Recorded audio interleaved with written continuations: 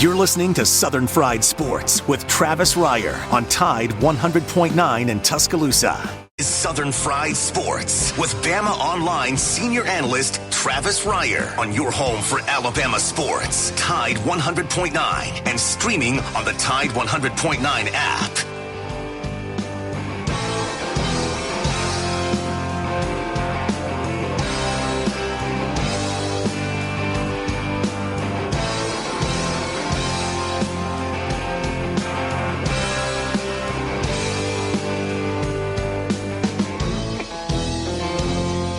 Make it through this year, I think I'm gonna put this bottle down. I guess as time goes on, I'll grow to miss it less than I will now. And I think I'm gonna tell her that I'm gonna go away for a while, till I can get this demon out. It is 11 a.m. on a cloudy Thursday afternoon. I am Jacob Harrison, the normal producer of this show. Travis Reier took a personal day today, so I will be filling in for the time being. We'll always remind you just as well that this show is brought to you by Peterbrook Chocolatier. Right there on Skyland Boulevard, as you're heading into Northport, go check them out and make up for Valentine's Day if you messed it up like I did and, didn't make it over in time, then you can head on over and take care of your Valentine's gift ideas, or maybe just double up on it. Just because who doesn't love chocolate? Who doesn't have a sweet tooth? Get on over there and enjoy their fine products. As always, you can call in on the Peterbrook Chocolatier hotline, 205-342-9904. We'll be happy to discuss all things Crimson Tide with you just as well. Breaking news just before this show started and at the tail end of the Gary Harris show was that the Philadelphia Eagles traded Carson Wentz to the Indianapolis Colts in exchange for a 2021 third-round pick and a conditional 2022 second-round pick that could turn into a first, just so long as Carson Wentz either starts 75% of the or takes 75% of the quarterback snaps, or he takes 70% of the quarterback snaps and the team still makes the playoffs. Now, the Colts made the playoffs last year with Phillip Rivers handling the quarterback duties, so there's little reason to expect that Carson Wentz, just so long as he can be even half of the Carson Wentz that we once knew, a guy that played at an MVP caliber level until he tore his ACL in an unfortunate tackle in L.A. against the Rams. That shouldn't be quite as much of a problem for him in Indianapolis, who sport one of the best offensive lines in all of the NFL, headed up by their center, Ryan Kelly, a former Alabama Crimson Tide football player himself. The Colts only allowed Phillip Rivers to be sacked 17 times last year. That's barely over one per game, not counting the playoffs. So, I mean, at the very least, Carson Wentz does go to a solid situation. Reports earlier today were that the Broncos were not interested in Wentz. They are either rolling with Drew Lock or they're going to put all their chips in to try to get Deshaun Watson should the Houston Texans ever decide to budge on that situation. And that Carson Wentz had no interest in the Chicago Bears. And you could not possibly blame him for that. Their offensive line is constantly in shambles. If you ask our brand manager, Joe Gaither, what position they truly need to get, it would be offensive line. The wide receiving core, they're not particularly great either. And for the Colts, that's a strong suit of theirs as well, with Michael Pittman having a fantastic rookie season last year. T.Y. Hilton, one of the greatest group of five players to ever play in the NFL, to be perfectly honest. But as for the Philadelphia Eagles, and to tie this whole thing back into the Crimson Tide, Jalen Hurts, now officially the franchise quarterback of the Philadelphia Eagles. Now, Jalen Hurts did start for the last 4 or 5 games for the Eagles last year, tried to get him into a playoff scenario, and it just didn't work out. Team faced entirely way too many injuries, and then when it came time to try to knock out the Washington football team or the New York Giants out of the playoffs and determine the winner of the NFC East or the NFC least, if you so choose to call them such, then, the Eagles chose to allow the Washington football team to head on in and host the Tampa Bay Buccaneers in the playoffs. And then we got to see Tyler Heinicke. So thank you, Philadelphia Eagles. You made that man $9 million richer, or at least you helped in the process of making that man $9 million richer with the Washington football team. But at the very least, Jalen Hurts did look pretty solid last year, looked like a guy that could potentially take over the reins for the team that is now going to have a new head coach, a new offensive system, everything that is involved with that as well. But that is a team overall that does need to give Jalen Hurts some weapons. Whether it's offensive line, wide receiver, or at running back, that is a team that kind of needs it all offensively right now. A team that really has gone downhill since winning the Super Bowl with Nick Foles at quarterback taking over for Carson Wentz. Now, another thing, and this is a bizarre thing, and Travis was mentioning yesterday that he wanted to discuss some mock drafts, and I won't steal all of his thunder, but I'll get into that a little bit today, and hopefully when he returns tomorrow, he can dive into that the way that he wanted to. But from the 2016 draft, both Jared Goff and Carson Wentz, the top two players selected in the 2016 NFL draft, both of whom the Los Angeles Rams and the Philadelphia Eagles both traded up to the number 1 and number 2 overall picks in that draft to select these quarterbacks. Within 20 days of each other, 4 years later, both have been traded to different NFL franchises. So that's kind of a wild situation all the way around for the NFL draft in total, and that can kind of put you in a situation where you look at guys like Trevor Lawrence and guys like Justin Fields and Zach Wilson that are at the top of this NFL draft as the quarterback selections. You really have no earthly idea. The NFL draft is a crapshoot in all of its glory. And I enjoy the NFL draft. Don't get me wrong. I love doing mock drafts. I did one last week. You can go to Tide109.com and check it out. Or you can check out the first episode of my new show airing Mondays and Fridays from 7 to 9 on Tide 100.9, Off the Edge. We'll discuss that a little bit more in a little bit. But overall, you just don't know. I say what you will about Trevor Lawrence, and I will agree every which way. But the way that the NFL draft is designed, the way the NFL's parity system is designed, Trevor Lawrence is going to the worst franchise in the NFL right now. I mean, you can argue that maybe they just lost fewer, more games or whatever situation. You earn the number 1 overall pick by being awful, and that's what's happened to Travis Ryers's Jacksonville Jaguars, who not 2 years ago were running over my Pittsburgh Steelers in the playoffs on the way to the AFC Championship, almost beat Tom Brady's New England Patriots, and almost faced those Philadelphia Eagles in the Super Bowl. So how quickly things can turn around in the NFL, it's quite bizarre, to be honest. But as cursed of a franchise as Jacksonville seems to be sometimes, what can you really expect out of Trevor Lawrence, even with all of his skill set? What about Zach Wilson, who started 3 years with the BYU Cougs? And what about Justin Fields, who had these 2 seasons with Ohio State? Regardless of where they go, they're not good situations, and that makes things rather difficult, all things being considered.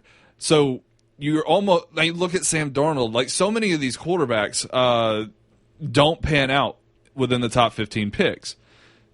So you're in a situation where you're hoping that this guy can be the guy to turn things around. Now, that's not to say that guys that are picked later in the first round and those guys that are going to be like Mac Jones and Kyle Trask that are going to go to slightly better situations in the NFL draft this year, that doesn't mean they always work out either. The entire process is a crapshoot, but it just goes to show with Carson Wentz being traded today and Jared Goff 3 weeks ago getting traded, that you absolutely have no idea if a guy can be the savior of your program. And hell, even if he is, Deshaun Watson wants out of Houston. Russell Wilson is upset in Philadelphia. And even 17 years later, the Steelers have no idea what they're going to do with Ben Roethlisberger. Because he's been the franchise for so long, they have no idea. Do you force him to retire? Do you force him to take a pay cut? Do you let him just have one last run, knowing full well you can't win a Super Bowl? Now I'm just going to start feeling sorry for myself. We're going to take our first break here in just a second, but I do want to take an opportunity real quick to plug my own show. That might be, I don't know, maybe Tom Ehrenberg from JR is giving me the thumbs down. Maybe Tom Ehrenberg would give me an F in ethics for doing so. But Travis, allowed me the opportunity yesterday, so I'll take advantage once again. My show is brand new. It debuted this Monday on Tide 100.9. It's from 7 to 9. It's called Off the Edge. It streams live not only here on Tide 100.9 and the free Tide 100.9 app, but it also streams live in color on Facebook, Twitter, and YouTube. I highly encourage you to go over and like us on Facebook, follow us on Twitter at OffTheEdge109, and also subscribe and like our videos on YouTube. On YouTube, the interesting fact is that when you go there and you subscribe, you will get the best segments clipped out. We've got 2 segments up there right now, for example. One is our discussion about Mac Jones and what his potential could be in the NFL, and another is on why Gus Malzahn, well, actually, that one will drop a little bit later today, but little tease. Why Gus Malzahn is his hire at UCF. See, I did it too, Gus. Don't feel bad. Why that hire is good for Gus and bad for the Knights. Both those segments are about 9 minutes long, so you get to enjoy the show in smaller increments and get to see my wild beard and hair in this cramped little studio late at night. Overall, though, that I feel is a interesting way to approach this radio world. And on top of that, I also, on the Twitter account last night, released a tweet. If this piques your interest, I assure you want to go do these 2 things. You want to go follow at OffTheEdge109 and at JHarrisonOTE. That would be my personal Twitter account. And get me to 750 followers. I'm only about 60 followers away. Or so. I'm not good at math. And get the show to 250 followers. Now, that would be 200 followers almost even. Go do that. And then on Wednesday nights, we will start doing a Twitch live stream of NCAA 14 with the college football revamp mod. That means playing through almost, I couldn't get the schedule completely correct, but playing through the 2020 original schedule with the 2020 Alabama Crimson Tide. That means playing along with Mac Jones, Devontae Smith, Najee Harris, Will Anderson, and the entire crew that brought home the 18th national championship for the Alabama Crimson Tide. So head on over to Twitter and follow those 2 pages, and let's get that thing going, because I think that's going to be a lot of fun. So enough about me. Will come right back, and we're going to discuss a very odd situation in high school basketball that kind of annoyed me, not going to lie. We'll be right back right here on Southern Fried Sports. I'm Jacob Harrison, filling in for Travis Reier on Tide 100.9, the home of Alabama Crimson Tide sports. From the University of Alabama, this is Crimson Tide Today. It's a daily update on Bama sports, and it's brought to you by Sun South John Deere, the preferred tractor equipment for Alabama athletics. Visit sunsouth.com or any of their 21 locations across the Southeast. Hello again, everybody. I'm Roger Hoover. The men's basketball game between 8th-ranked Alabama and Texas A&M, which was scheduled to be played on Thursday afternoon at 2 p.m., has been officially postponed, announced on Wednesday by the Southeastern Conference. The league office announced a total of postponement of 3 men's basketball games that were scheduled to be played on Thursday due to the icy weather that is moving throughout the region. Makeup dates for these games have not been determined at this time. Next up for the Crimson Tide is a Saturday matchup at home with Vanderbilt. Tip-off from Coleman Coliseum is scheduled for noon Central, with radio coverage across the network beginning at 11 a.m. I'll have more in a moment. Have you priced a new John Deere tractor lately? SunSouth John Deere has a full line of affordable lawn and tractor equipment this season. SunSouth John Deere has an affordable roster for everyone, from riding mowers to utility vehicles and lots of tractors. Stop by any of the 21 locations across Alabama, Mississippi, and Georgia, or visit sunsouth.com to find out what is right for you. Any budget, any project. SunSouth has you covered. Proud to be the preferred tractor equipment dealer of the Alabama Crimson Tide. Join us Thursday afternoon for Crimson Drive, presented by Regions Bank on the CTSN Facebook page. Streaming live at 2 p.m. Central, we'll have conversations with women's basketball player Jasmine Walker, a full preview of Alabama softball, plus an interview with baseball head coach Brad Bohannon ahead of opening day on Friday. That's Crimson Drive, presented by Regions Bank, Thursday afternoon at 2 p.m. Central on the CTSN Facebook page. And that's your Bama Update. Crimson Tide Today brought to you by SunSouth John Deere. Crimson Tide Today is a production of the Crimson Tide Sport. A cloudy afternoon. We could see some patchy light rain or drizzle, the high 42. Colder tonight, cloudy, the chance of scattered snow flurries, the low at 24.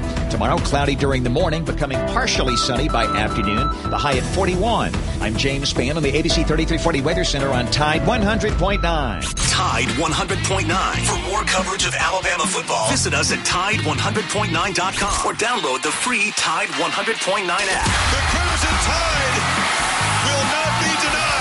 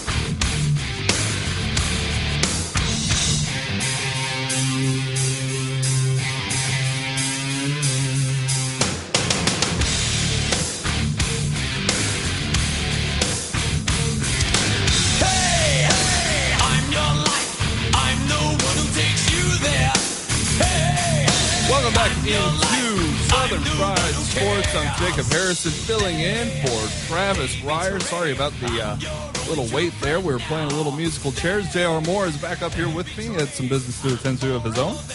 So now I can get to the famous part where I say that joining me and producing this fantastic show is J.R. Moore. And together we form the 60-Minute Men. He tried. Rick tried. Rick's a busy, it was potted down, but it's there. Rick's a busy man these days. There we go. Rick's a busy man these days. If you keep up with WWE at all, man, like he just call him Dan. Wait, can you do one more? Woo! Yeah. So I wanted to get into this weird situation. Apparently this happened a week back, but I was just made aware of it today. An Alabama high school basketball playoff game ended with a 6-4 final score. Parker High School and Carver High School combined for 10 points as Parker won the basketball game, advancing in the Class 5A Area 10 playoffs at the time. Now, this is a situation. The way I understand it is that Carver had beaten Parker earlier in the season. So Parker's idea was, well, if they're going to play zone defense, then we will just hold the ball. And, there it is. Parker had already defeated Carver twice during the regular season, including a 19-point romp in December. So Carver entered the playoff matchup losing its last 3 games by 20 points or more. And Carver was averaging 66 points per game, while Parker was entering just averaging 52. So that's a situation where, Parker said, we're going to play zone defense, and they just held the ball. That's what Carver did, and it didn't work out. Carver didn't win the game, and I think that's a thankful thing. But this is a situation where Could you imagine, and this is all a result of not having shot clocks in high school basketball. Exactly what I was about to say. Now, can you imagine if in high school football there was no delay of game? There was no play clock. You would Auburn. Well, I know we just had Adam Weingarten on the Gary Harris show, so I mean no disrespect by this, but last year in the 7A state title, Auburn was not the favorite in the game against Thompson, and Auburn ended up almost winning the football game. Other shenanigans ensued. But if all Auburn had to do was just hold the ball for one entire drive that lasted the first half and then try to get the ball back again and then do it again, they'd win the football game, and the better team would not win by taking advantage of the rules. Now, again, luckily, Carver did not win this basketball game. But there's a serious problem in high school sports when there's no balance. Because why wouldn't you just do this every game? Just hold on to the ball. Just score less. I mean, it's like they're trying to, not the kids. I mean, it's not the kids' fault that it went this low. I don't necessarily think. But, I mean, it's like the coaches are trying to outsmart the game, instead of trying to outsmart their opponent. Like, play the damn game, man. Like, go get your points. Let's go. Come on. That's what I'm saying. This ruins the integrity of the sport. Because while, yes, on the surface, it's a little silly that in basketball, good defense, you still give up 80 points. I mean, it just shows me that you don't trust in your offense enough that if your defense gets down, that your offense can come back. That's all it shows me. Why would you not just do this every single game, though? Why only against Parker just because they've beaten you twice? Like, I understand. Look, I get it. You want to win. It's certainly a strategy that is in play with the rules because there's no shot clock, but it's a serious problem. Overall, if you want to call in about this or any other subject, you can call in on the Peterbrook Chocolatier hotline, 205-342-9904, and we can dive into a litany of subjects. Another situation is that the Alabama Crimson Tide basketball game with the Texas A&M Aggies that was postponed until today has ultimately and rather emphatically been postponed until further notice. And so Alabama gets a bit of a rest. I think this is a good thing overall because of the injuries sustained by Herb Jones, Rashawn Gary, Bruner. All these guys are banged up, and it's just time to get a rest. And then you get a sleeper game against Vanderbilt on Saturday at noon that, up in Tennessee. So still a little bit of a challenge there, but you do get to take on one of the basement teams in the SEC and try to come out with a victory there as well, and kind of get back on track as the Alabama basketball team starts to close out the season. But nonetheless, I think this was the best thing to have possibly happened. I know that it's on the back of what's going on in Texas and in so many other places around the country with the weather being what it is. We feel like we're recovering from one thing, and everything else blows up. It kind of is what it is. But as far as the Alabama Crimson Tide, this felt like a good opportunity for them to get a break and try to rest up as they prepare to get those two necessary wins to wrap up the regular season SEC championship. Maybe just your lateral subject change, but what about on the women's side? Do you think they're going to come back and have a better part to the end of their season? There's only 4 games left for them. They came back and got Auburn 92-78, even though Auburn wasn't playing very well in their season. Yeah, the way I understand it, the women's basketball team had a very strong start to the season, then a very, very deep valley. A very poor 4 or 5 games. Yeah, trying to climb back up. I think it's certainly possible. I mean, when you have a player go out there and drop 41, I think that's something to be admired and to be able to rally the team around. SEC Player of the Week. She's crazy. Yeah. Great job. So when you've got that going on, I think that helps a great deal. I think it's something that they can rally around and turn into success to close out their season. I mean, at the end of the day, though, to encompass this thing entirely around It's Jasmine Walker. I was going to say the name. I knew it was her name, and I just didn't want to be wrong. It is Jasmine Walker. Jasmine Walker, record-setting performance in that game against Auburn. But to bring it full circle, Alabama Crimson Tide, the domination in every single sport right now is something to be admired. And you've got to tip your hats off not only to all these players and not only to all of these coaches, but also to athletic director Greg Byrne for giving these programs every opportunity to succeed. And I think, that plays a massive, massive role. There's a reason that the Pac-12 needs a new commissioner, and they're looking at that guy as one of the potential suitors. That's relatively old news, but we do not need to forget about that because they've not named a Pac-12 director yet. But Alabama softball 4-0 to start the season on their own, shutting out everybody and having the one perfect game. I was about to say, have they given up a run yet? No. No, they have not. Now, the competition has not been crazy, and they will get LSU this weekend. So, the competition will ramp up quite a bit. Now, that's something that I want to talk about. That's something that I've heard the past 2 weeks since we've gotten into the softball season is, they're just, it's just like, it's not like the SEC competition. Yeah, but they're not a bunch of high school girls either. They're not just like somebody that you find down the street in the dugout. Like, they're D1 athletes that play at a state university in Alabama. Like, they're very good athletes. They're not like a Division III nobody. No, you're right about that. But at the same time, when Alabama lines up with Southern Miss, what happens? Right, in but football, on the gridiron. Softball is a much smaller market of a sport, especially with players, and the teams are a lot smaller too. The talent discrepancy is still there because Alabama is a top 10 team, and these guys and these girls aren't. That's all I mean by that. The mark of a good team is beating the tar out of those teams when you're supposed to. I wasn't trying to jump down your neck specifically. No, I agree. Yeah. It's just conversation. We're all good. But the mark of a good team is to dominate those teams when you are supposed to and play to the competition with teams that are on your level, which is what LSU is. It doesn't mean a damn thing to beat those teams 4-0, go 4-0, not let up a single run, have a perfect game between two pitchers. None of that matters if you go out and you lose to LSU. You know what I'm saying? Like, yeah, the team is still successful at that point. They'd be 6-1 or whatever the record. There wouldn't be a lot to be upset about other than the loss itself, and you'd have something to improve upon.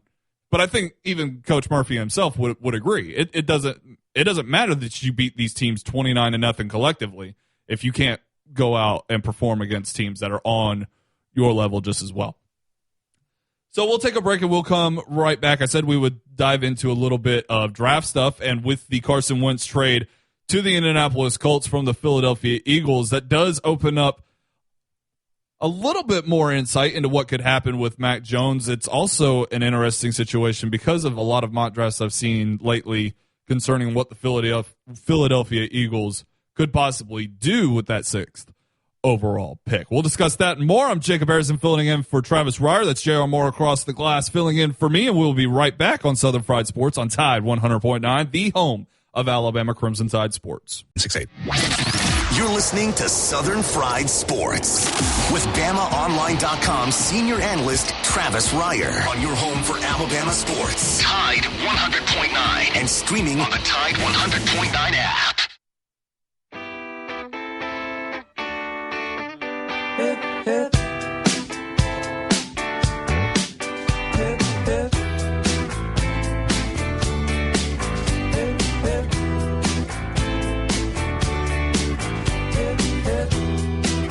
When you're on a holiday, you can't find the words to say all the things that come to you, and I wanna feel it too. On and on. Hello there, and welcome back into Southern Fried Sports. I'm Jacob Harrison filling in for Travis Reier on a clearing up Thursday. It's still a little bit cloudy out there, but it looks nice. It feels good if you're warm-blooded like I am. I mean, the snow day didn't affect me. I guess I'm just built different. I don't know. But we're glad you're back in here with us. If you want to give us a call. So cool. Yeah, exactly.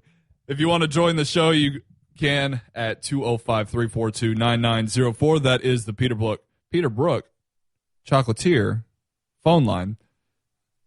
I gotta give props to Travis for never fumbling over that. I know, he's very involved there. He's a pro, Jacob. I don't know what you're expecting. Exactly. He's the greatest of all time. He's the GOAT. He's the GOAT. Plain and simple. So I said we were going to get into some draft talk, and since it's the latest news, Carson Wentz heading over to the Indianapolis Colts. The Colts will send Philly a 2021 third rounder and a conditional second rounder that could turn into a first rounder in 2022. Should Carson Wentz play 75% of the quarterback snaps or 70% and send the team to the NFL playoffs. Now, with that being said, I have seen a lot of mock drafts, JR, and I'm sure you have too, where the Eagles are taking quarterbacks. Whether it's Justin Fields or Trey Lance or Zach Wilson. And that one just doesn't make any sense to me. You know what? I had the same idea probably like 48 hours ago, but then, I just thought today, why not? We don't know if Jalen's going to be your franchise quarterback. If we don't know, why don't you start at week 0 and try to figure it out now instead of week 8 when Jalen gets hurt or Jalen throws 4 picks and a half or something? Because how often are you picking at 6th overall? That's the problem. Yeah, sure, in theory, and I know this is what you're trying to say, Jar, but in theory, if you have 2 quarterbacks and you don't know the commodity of either one of them, then you raise your chances of having a superstar that can lead your franchise for the next 15 years. But at the same time, you've also wasted either a first-round pick or you've wasted a second-round pick in either Jalen Hurts or whoever that other quarterback would be. Why not instead improve your odds with the current quarterback you have by taking a wide receiver? Last year, the Eagles were desperate for wide receiver help. Took Jalen Reagor, which was kind of inexplicable. Just because he's fast does not mean that he can do everything else necessary of being a number 1 wide receiver, which I feel first-round wide receivers should be number 1 receivers. So I say if Devontae Smith is there, take him. If not, take Jamar Chase. I don't see any other situation for the Philadelphia Eagles right here. What if, so there are 2 different conferences, so this could work too. I'm a Ravens fan. What if we give Marquise Brown, Hollywood Brown, to the Eagles, so Jalen's already played with Marquise Brown, and we take the center, Travis Kelce. Or no, Kelsey's brother, whatever his name is. I don't know. He's a lot better than whatever we have. Jason Kelce? Close enough. He looks like you, just probably a little bit shorter. I think it's Jesse Kelce. He's also got about 80 pounds on me. Thanks, JR. I love you. I love you. Well, first of all, I'm going to be against the Ravens trading into the top 10 no matter what. No, I'm kidding. Marquise Brown isn't worth a first-round pick. I saw a drop compilation of all the teams' drops. Absolutely not. And about 90% of them were Marquise Brown. So, no, I think that the best situation here, and I honestly think that the best fit, even though Jalen Hurts has played with Devontae Smith before and has seen success with him, I still think the best fit for the Eagles and what they need is Jamar Chase, because they're going to lose Alshon Jeffrey, they're going to lose Deshaun Jackson, but they're going to keep Jalen Reagor, which means they're going to keep that speed aspect, a smaller receiver, and they still have an opportunity to build with him and allow him to grow as an NFL player. But Jamar Chase steps into the program day one. He is the number 1 wide receiver for the Philadelphia Eagles, and that just creates more and more opportunities for Jalen Hurts to be a successful NFL quarterback. I don't think, Jalen Hurts always gets a lot of crap. Even because there's 3 categories. There's those that love him and he can do no wrong, and those people are just as delusional as the people that hate him and think everything he does is wrong. And then there's the people in the middle that just respect what he does and understands that there are flaws in his game that he has worked his ass off to overcome over the past 4 or 5 years. And I like to think of myself right there in the middle. I was one of the very few people that actually mocked him into the first round. Okay? So I like Jalen Hurts, and I respect him and think he can be a great quarterback. He does have accuracy deficiencies, and he does lack some visual capabilities. One of the first plays I saw from Jalen Hurts when he took over for Carson Wentz was one of his tight ends just standing in the flat for 3 seconds, and Jalen never saw him, even though he was the first or second read on the play. And that's a problem.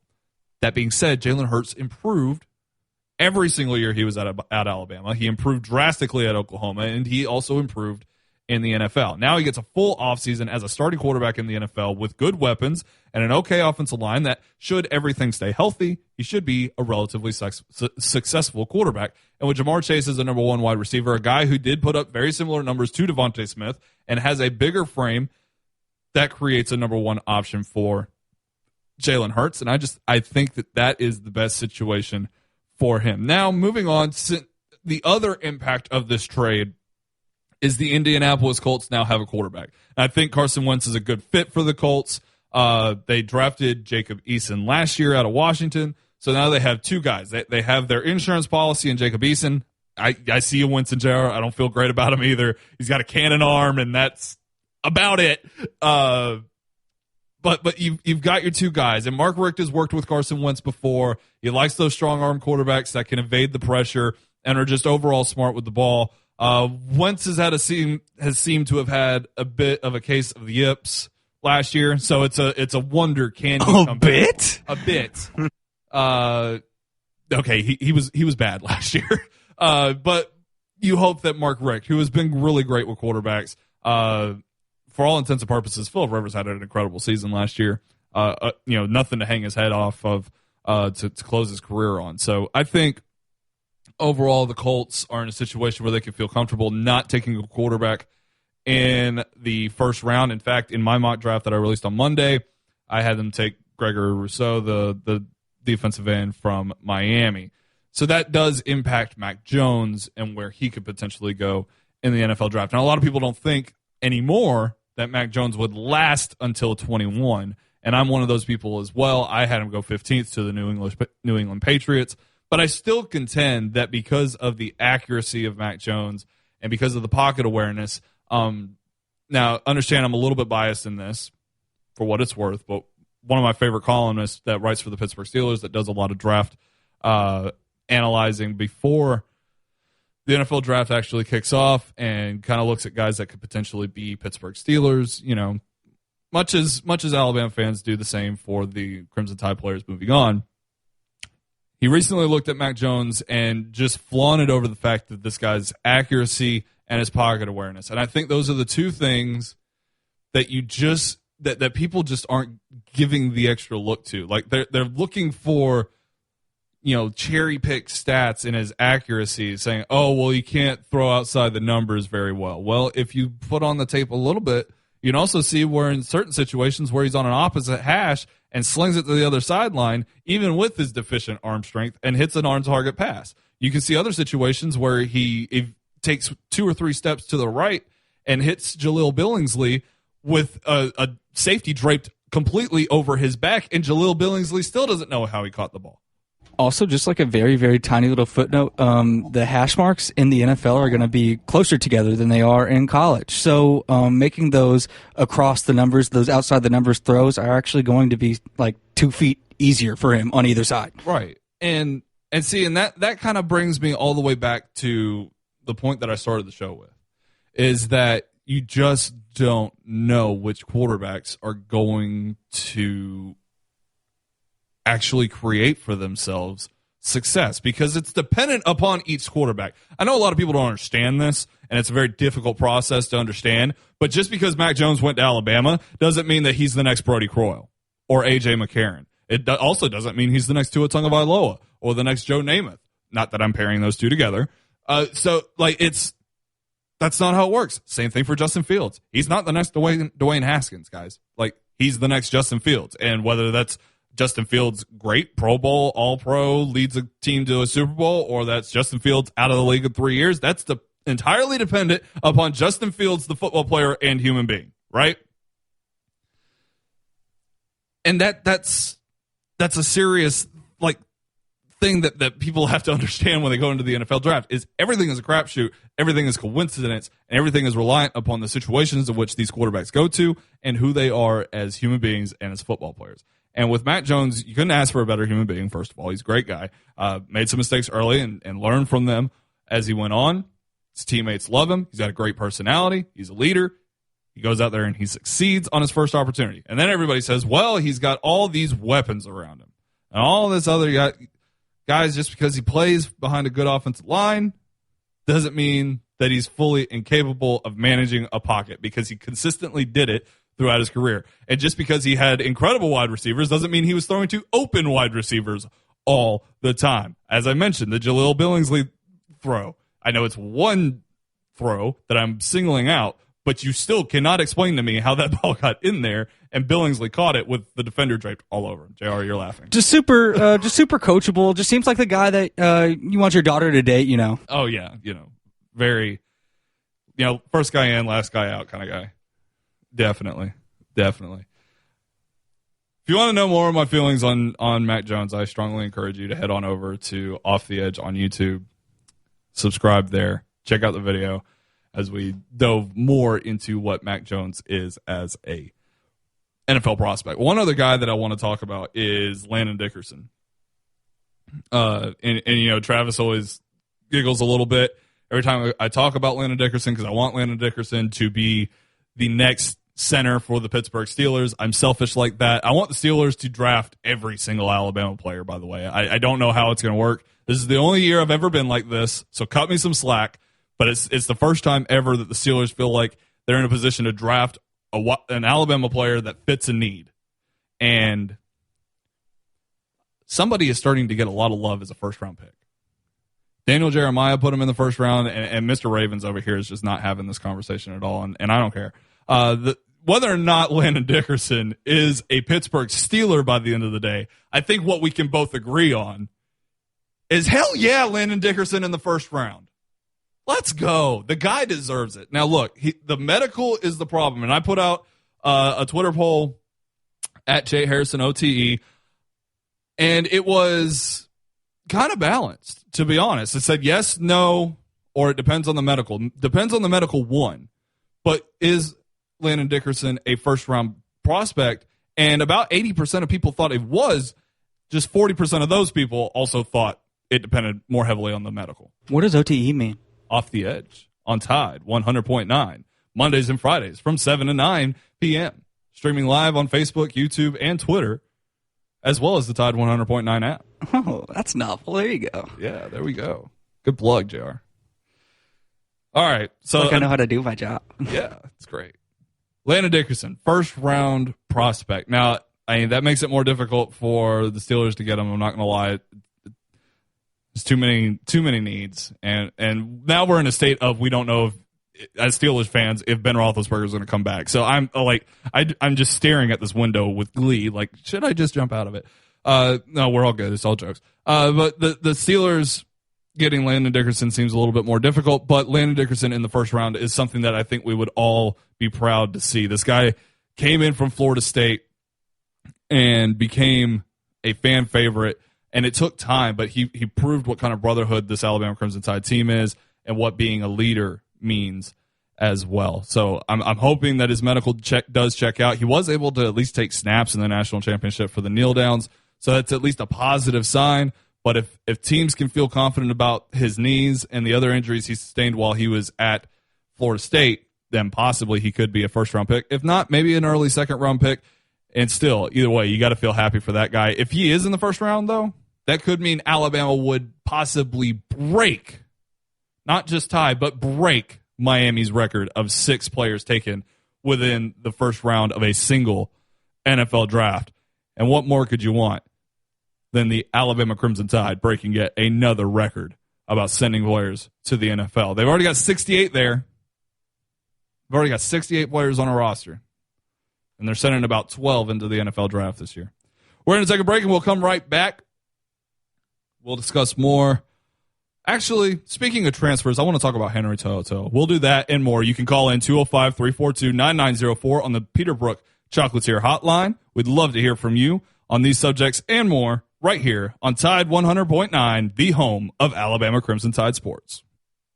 A cloudy afternoon. We could see some patchy light rain or drizzle, the high 42.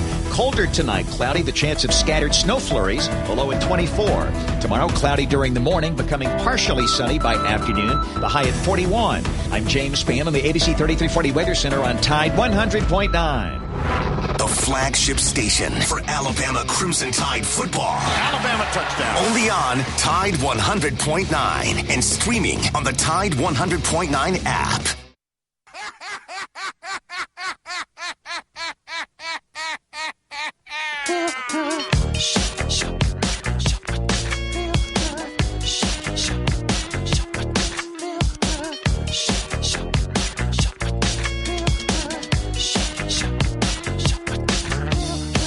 Hello there, and welcome back into Southern Fried Sports. I'm Jacob Harrison, filling in for the one and only Travis Reier.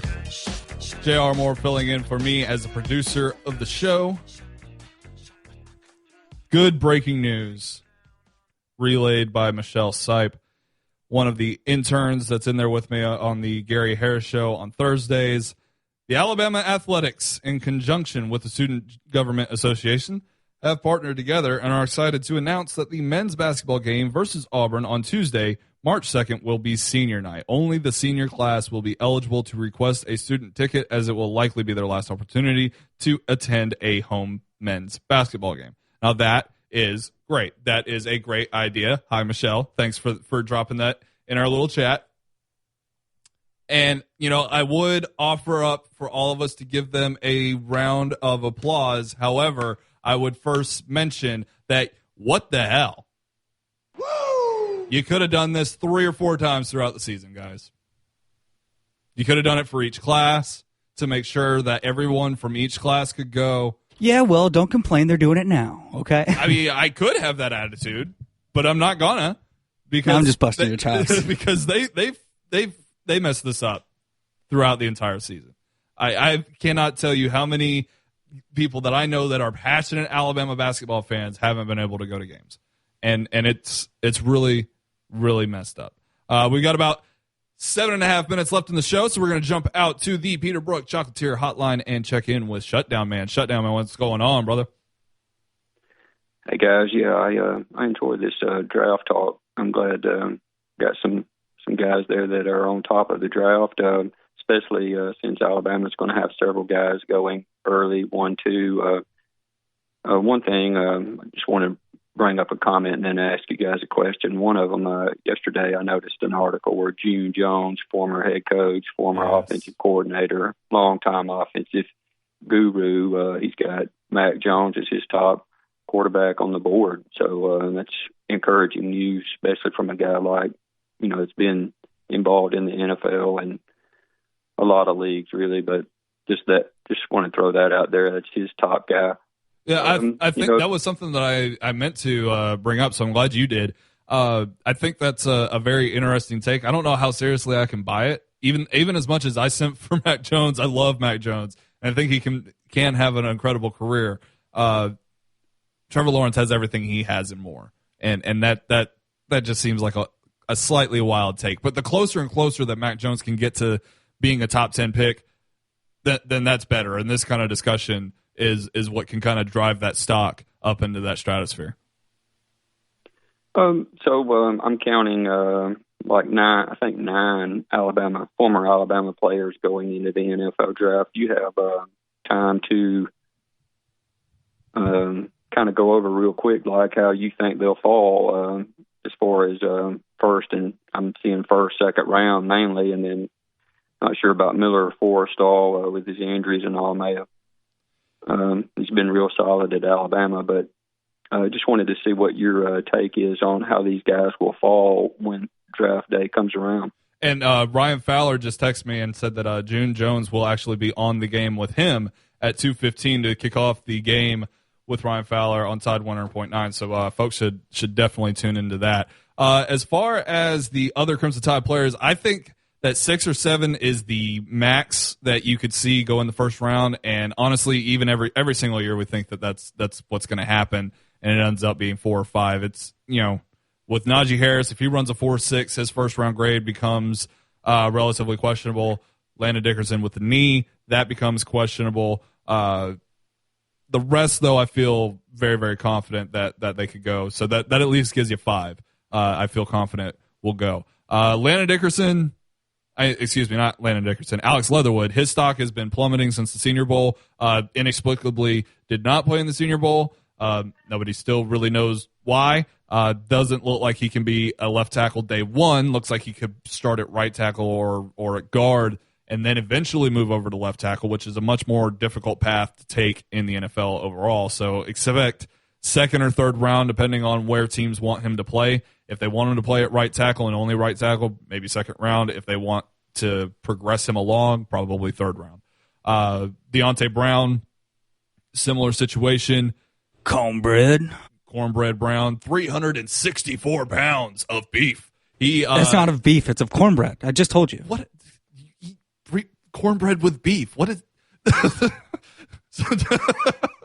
Sorry about that. Anyway, third or fourth round, definitely has to go to a power scheme that isn't going to ask him to pull too much. But I think he could be successful. Teams want to bring him down off that 364 number, though. That's just entirely way too heavy.